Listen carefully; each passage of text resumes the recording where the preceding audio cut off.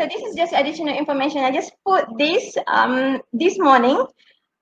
Just sharing with you that I found in the Ocko, Hogan and Vinem published paper in 2016. And if you go through the online, you can have Ocko and Hogan papers, lots talking about the maintenance related to major accidents. So if you're looking at this, okay, actually this is actually a graph.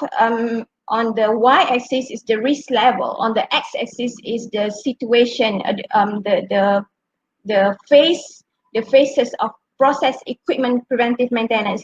Okay, in A condition is the equipment is normal state. In a B situation, sorry, not equipment, but the situation is in normal operation. B is in isolation and blinding state. C, sorry, this is activity-based risk, activity-based risk during normal, during isolation, during preventive. On the C, on the D is during the reinstatement. E is just during startup. And let's say this is about the PSV, your pressure safety valve, need to be taken for recertification, that you have to go through the isolation, the B situation first, then go to C and to D and to the E and then F. This is what the graph is trying to say. So actually, I'm trying to facilitate you. If you want to do hazard related to activity, based, and we're going to, because based on the research, they were saying that actually preventive maintenance itself has introduced new hazard to the business actually. So they were saying that isolation and blinding activities just now, if you can see on the B part, is actually quite high compared to in normal operation compared to startup. So if we taking this into the example of the Bowtie, we are saying that this is the hazard based on activity. It's isolation and blinding activities. We can mention this as hazard. So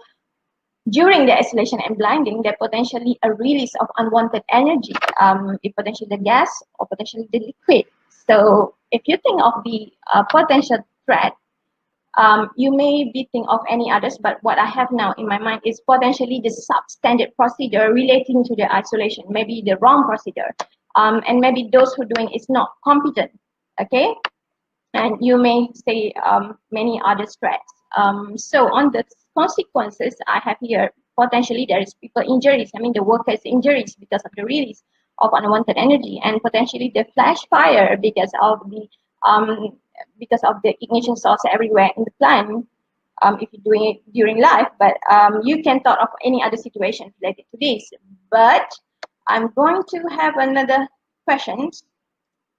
What is the barrier here to avoid the threats here, to prevent the threats meeting the top event? Okay, anyone can answer it? Or I'm just leaving you with the thoughts. Yeah.